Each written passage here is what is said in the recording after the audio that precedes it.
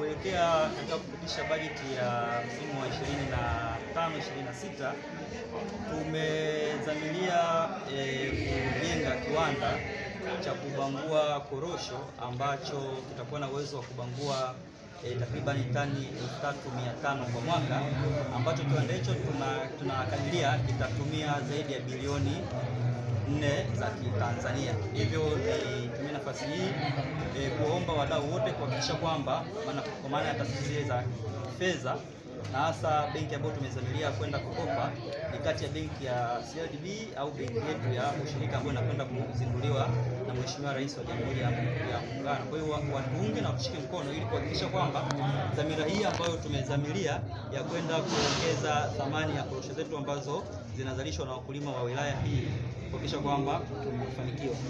Niseme kwa uchache kwa maana ya faida ambazo tunakwenda kuzipata kwa kuanzisha kiwanda hiki cha kubangua korosho.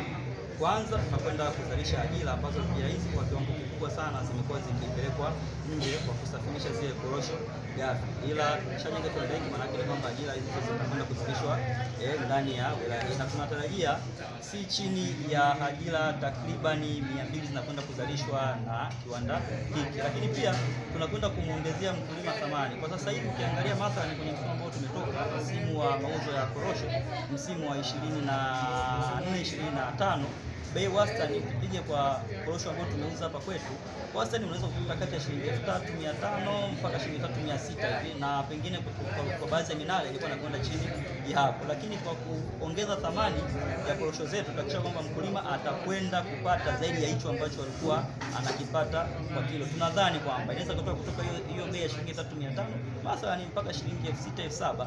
Kwa hiyo tunaona kwamba namna gani tunakwenda kumuongezea mkulima mapato.